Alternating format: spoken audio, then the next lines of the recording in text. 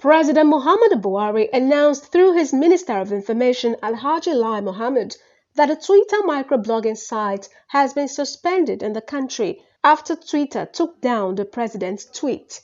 The announcement was condemned by Nigerians, rights organizations, and the international community, as many saw it as a move to gag the press, a reaction that moved the president to set up a committee, and conditions for restoration were listed.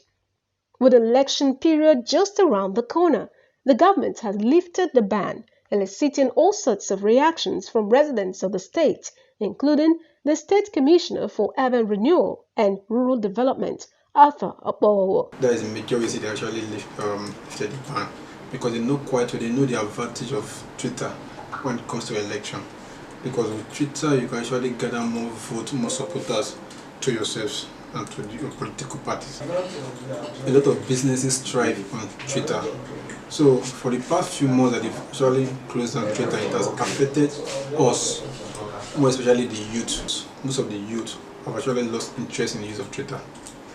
Yeah, but for the business aspect of it, those who majorly do publicity on Twitter or appear on Twitter, they are eager to actually go back to Twitter. It was long overdue, the suspension, and I think people are not too keen about it anymore, because even despite the ban, some places were still using Twitter.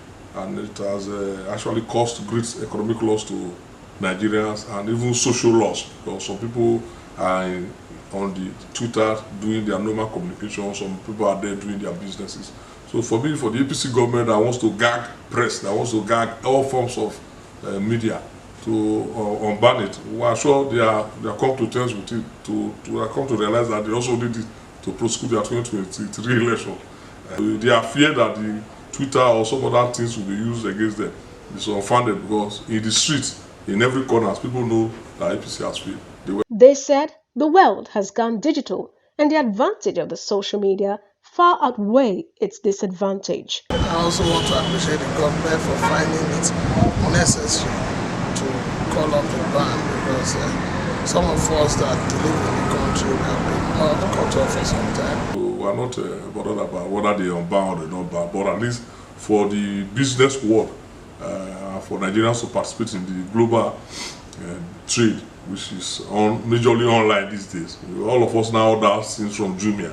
I think it's good for the president to have unbanned it, just to give some life to our people. So the idea of us believing in this analog time is over.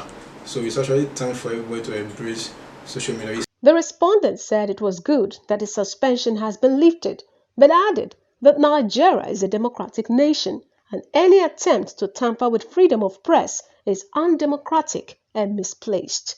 Eunice Emeyazia reporting.